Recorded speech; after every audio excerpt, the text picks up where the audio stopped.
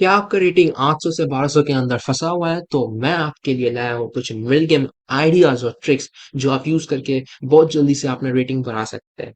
Middle game से पहले opening आता है तो हम लोग को ओपनिंग से मिडिल गेम कैसे जाना चाहिए वो पहले सीखना चाहिए। इसके लिए मैंने आपके लिए एक ओपनिंग लाया है जो ग्रैंड मास्टर्स लोग 1980s और 90s के समय बहुत खेलते थे। तो चलिए उसके मूव्स देखते हैं। E4, E5, knight f3, knight knight c6, c6, bishop b5, e6, bishop c6, d c6। इसे कहते हैं रूलो पेज एक्सचेंज वेरिएशन। तो इसमें क्या होता है, तो इसमें जो ये पॉन इधर से इधर आया उसमें कुछ एक चीज हुआ। पहली बात, ये दोनों पॉन सामने आमने सामने है। इसे हम लोग कहते हैं डबल पॉन्स। ये जो पॉन आमने सामने रहते हैं इसे हम लोग कहते हैं डबल पॉन्स। तो इसमें अच्छाई क्या है या बुराई क्या है, तो इसके लिए पहले मैं आपको एक एग्जांपल दिखाऊंगा जो इसी गेम्स का एक एंड गेम हुआ है। एंड गेम के पोजीशन में डायरेक्ट लेके जा रहा हूँ। तो ये रहा इन गेम पोजीशन। देखिए, ब्लैक का पॉन्स, ये दो पॉन आमने सामने, इसे कहते हैं डबल पॉन्स। और ये पॉन जो अकेला है, उसको कोई सपोर्ट नहीं देने वाला है, उसे कहते हैं आइसोलेटेड पॉन। तो इसमें क्या होता है, देखिए, पहली बात, ये जो पॉन है देखिए, उन दोनों का एक ही क्वीनिंग स्क्वायर है। ये स्क्वायर C1 स्क्वायर। सोचिए मैं आप किंग इधर बैठा दूं, दोनों पॉन क्वीन कभी नहीं हो सकते। पर अगर ये सोचिए, आप व्हाइट का सोचिए, ये पॉन का एक क्वीनिंग स्क्वायर है, ये व्हाइट का एक क्वीनिंग स्क्वायर है। तो ये ज्यादा एडवांटेजियस है, मेरे को दो क्वीनिंग स्क्वायर ऑप्शन में है। नेक्स्ट जो मेन प्रॉब्लम है, ये दोनों पॉन खुद लोग को सपोर्ट नहीं कर सकते हैं। मैं आपको एग्जांपल दे रहा हूँ, चलिए व्हाइट खेलता है बिशप G2। बिशप G2 में क्या होता है, ये व्हाइट अपने बिशप से ये ब्लैक पॉन को पकड़ रहा है। अभी इसको सपोर्ट देने के लिए कोई नहीं है। अगर ये पॉन इधर रहता, इधर इस स्क्वायर में, तो देखिए इसको सपोर्ट मिल रहा है और इसको भी सपोर्ट मिल रहा है। पर अभी इसको भी सपोर्ट नहीं मिल रहा है, इसको भी सपोर्ट नहीं मिल रहा है। तो चलिए मैं आपको एक एग्जांपल दिखाता हूँ व्हाइट के पॉइंट ऑफ व्यू से। ब्लैक ये बिशप इधर ला, ये पॉन उसने अटैक किया, मैंने किया बिशप से। देखिए ये पॉन इसको सपोर्ट दे रहा है, कनेक्टेड पॉन्स। बिशप से ये सपोर्ट दे रहा है, ये बिशप आया, फिर से कनेक्टेड पॉन्स। तो आपको समझ में आ रहा है कनेक्टेड पॉन होने का एडवांटेज बहुत ज्यादा है एंड गेम में। आपको ये सोच के खेलना पड़ेगा। बहुत ग्रैंड मास्टर्स जो मैंने आपको पहले बताया 1990s के समय, इसी इसी एक आइडिया में गेम जीत जाते थे। तो आपको ये सोचना है। तो चलिए अभी रूल 2 की तरफ आते हैं। रूल 2 क्या है? रूल 2 के लिए आपको चीजें पहले से सोच लेना है। फर्स्ट क्या आपको सोचना है, पहले आपको एक टारगेट ढूंढना है। एक टारगेट अगर ढूंढिए उसमें अटैक करना है।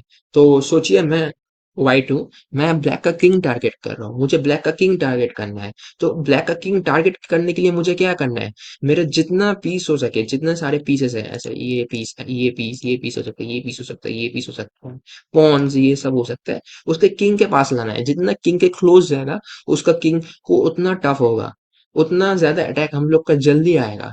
तो ये दिखाने के लिए मैं एक गेम ले आऊं, one of the best attacker, वो उसका नाम था मिखाइल ताल। बहुत अच्छा ग्रैंड मास्टर था जो अटैक कर सकता था। उससे हम लोग सीखते हैं कैसे अटैक होता है। तो आपको ये रूल याद रखना है। एक टारगेट चूज करिए, उस उसके जितना पास हो सके सब पीसेस लाइए, और जितना हो सके फोर्सिंग मूव ढूंढिए। फोर्सिंग मूव का मतलब क्या है, चलिए मैं अगर ये मूव दे, ये नाइट नाइट हटाना है, उसका फोर्स्ड है।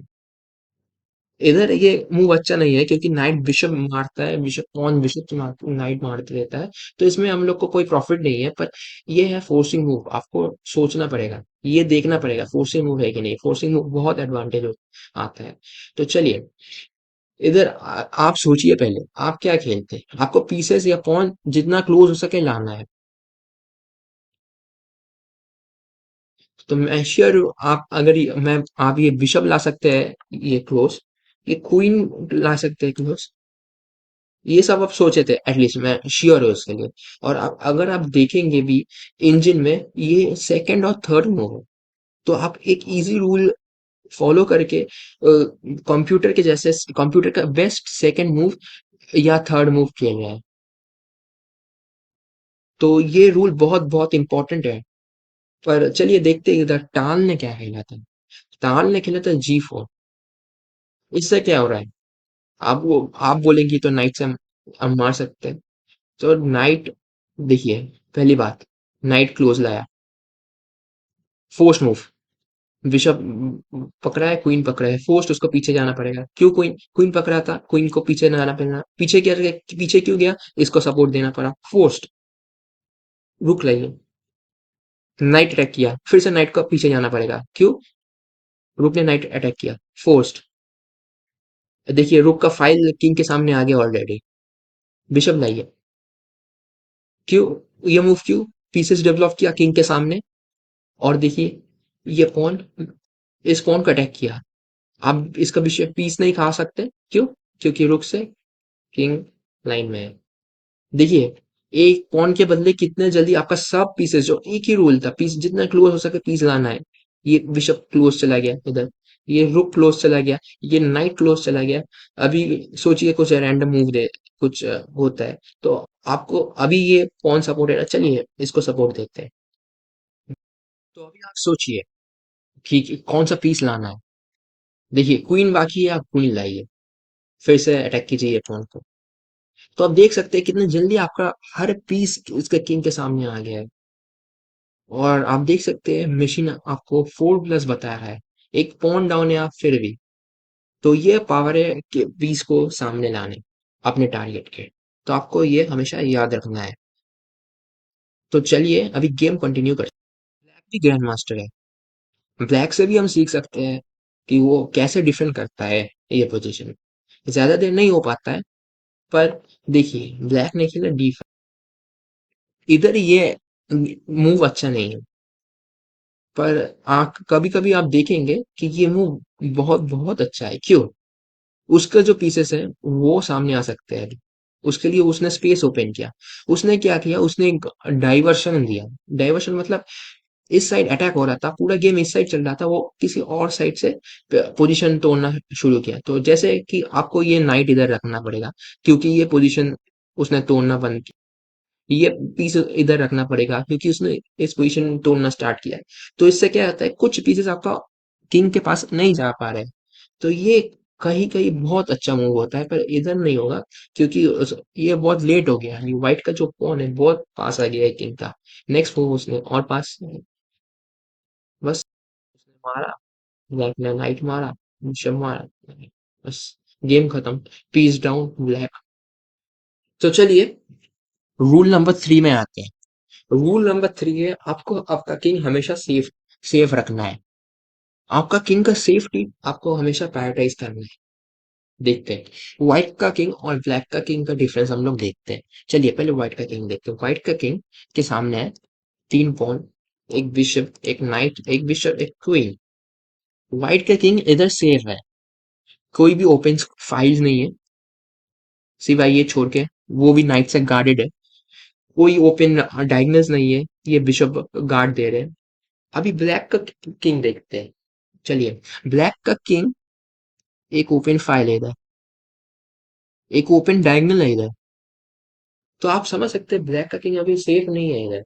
आपको अगर ये पॉन स्ट्रक्चर लाइक इधर 2 पॉन रहता है तो ये किंग फिर भी सेफ था, पर ये फाइल ओपन ओपन है, ये आपको नहीं करना है। आपके किंग के सामने पॉन जितना हो सके उतना रखना है, फाइल ओपन नहीं करना है। तो अभी देखते हैं, ये एकदम नॉर्मल पोजीशन से सिर्फ कि सिर्फ ये बिशप का डायगोनल ओपन है और ये रुक का फाइल ओपन है, इसलिए क्या अटैक आते हैं। आपको अभी ये टैक्टिस सोचना नहीं है, आपको सिर्फ देखना है, आपको फील लेना है पोजीशन का कि क्या क्या हो सकता है अगर आपका किंग ओपन होता है। तो व्हाइट ने खेला नाइट। मेन मोटिव क्या है, बिशप का जो ये डायगोनल था वो पहले ओपन कर लिया, ठीक है। ये ब्लैक ने ये नाइट मार दिया, फ्री का नाइट है तो सोचा ब्लैक ने मार दिया, तो व्हाइट ने ये मारा। अभी आप पूछेंगे इसके इसका क्या है, इसका इसका बिहाइंड का मोटिव। तो मेन मोटिव देखिए, ये जो रुक का फाइल था, एक ही पॉन था जो उसको गार्ड कर रहा था, अभी वो भी मैंने मार दिया। तो आप बोलेंगे ब्लैक का फ्री में रुक मार सकता है, आप नहीं। देखिए, ये देखिए, ये टैक्टिस क्या, इसका मेन मोटिव क्या है, किंग पीछे गया तो इधर मेट है, ये बिशप यूज किया मैंने, ठीक है। जो मैंने आपको बोला था, अगर ये इधर एक पॉन रहता तो वो कभी नहीं हो सकता था ये जो बिशप का डायगोनल ओपन हुआ है, उसके लिए ब्लैक ने मेट हो गया। तो आप बोल सकते हैं मैं तो क्वीन भी खा सकता हूँ। तो चेक। चलिए एक मूव देते हैं पे बिशप h4 मेट। कैसे मेट हुआ? ये बिशप का डायगोनल ओपन था, किंग पीछे नहीं सकता। ये रुक का फाइल ओपन था, किंग को चेक हुआ। ऐसे चेकमेट हो गया।